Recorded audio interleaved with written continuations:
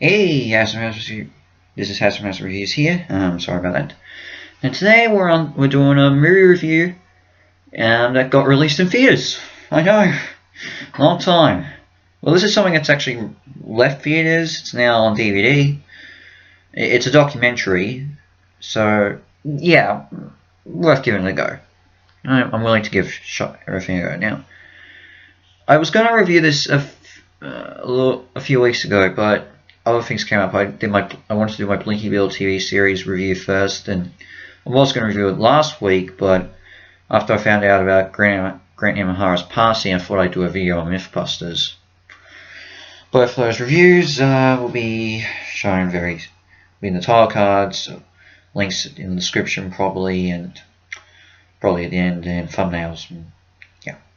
Anyway, so what's this review? This is actually a documentary on an Australian icon. Now, of course, obviously, we all know that this year's been bad and 2016 was bad, but there was a week in 2006 that is often considered one of the worst weeks in Australian history, where lost two of its own icons. It was in September, the first week of September, and in the beginning of the week, Steve Irwin died. And at the end of the week, or just I think 5 days after Steve died, saw the death of another Australian icon, a motorsports legend in Australia, Peter Brock. And he died in possibly the way, and much like Steve Irwin's death, Peter Brock's death was very shocking to many people because he died in a car crash in a racing tournament he was in Perth.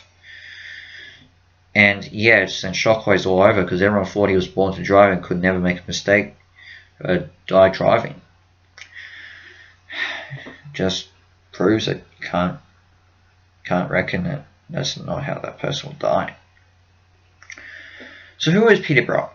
Well, Peter Brock, as I said, is a motorsports icon in Australia. He won 9 times at the Bathurst 1000 tournament, which gets held every year, and in Australia, and that record's never been broken. He's driven all across Australian competitions. He went across the world to race in Italy, I think it was.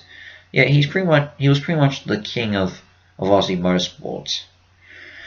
And so here comes this documentary, Brock Over the Top, detailing his entire life from the late 40s to 2006. And what do I think of it? It's pretty good. I thought it was a really good experience. What works for this is the pacing. I think is really good. It flows in very nicely, and yeah, I appreciate documentaries that are paced well and flow very naturally. There are quite a few documentaries I've seen, though I forget what they are, that have had troubles with its pacing and what it's telling and everything. What also helps are the people that managed to interview for this. You got Brock's family, got motorsports enthusiasts, people from Holden. Yeah, the people they chose are really good, and they definitely talk, and they're definitely well interviewed. They even spliced in a few clips of Peter Brock during interviews in his lifetime. He had during his lifetime in it, so that's pretty nice. And it's also good to hear. It's also nice that they focus a bit on the dark side of Brock's life, from his first marriage to his breakup with his second partner he was with for most of his life. Yeah, and the demons he faced with getting sacked by Holden a bunch of times and everything. It does show. I appreciate them showing this stuff, and it feels natural, I should say. It feels like they did the right thing with this.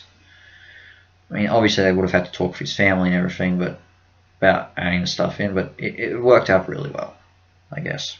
Well, I think it does.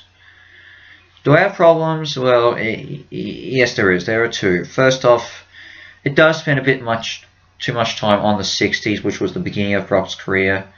I feel like there's a little bit of more time on the 80s as well.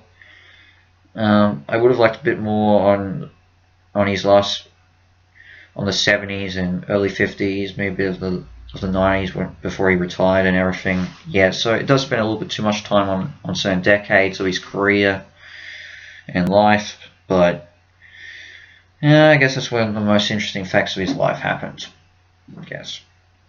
So yes, it makes sense, but I would have liked a bit more time spent on the 70s and 90s, 50s, 70s and 90s.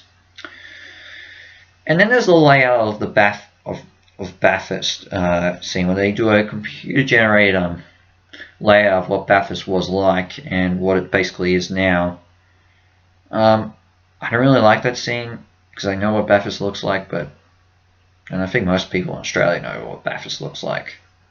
If you're watching across the world, you probably would want to see it, but for people who have seen this race many times, you know what the track looks like. Just saying. But overall, I think this is actually a really good movie, and I was happy I saw it in theaters. I have a bit of an experience actually. I tried to see it one night, but I ended up passing out in the cinema. But I went after coming home, getting myself fixed up. It was something off the air conditioning in the movie cinema. That's basically all I got to say. And then I come back the following night, sat through it all fine. Yeah, but I'm fine. It was 2 weeks ago, so all good. So I'm just saying, it was a good time watching it. It was nice getting back to the movie cinema. Hopefully I get to go back there a couple more times in the near future. But I've only got really, I think, 2 movies coming out that I know I'm going to see regardless. That being Black Widow and The Croods 2. So just gotta wait and see what else comes out. But in the meantime, I'm signing off. Short review, but I don't mind doing these every once in a while. Meantime, Astromouse is out. Catch you later for my next review. Ciao.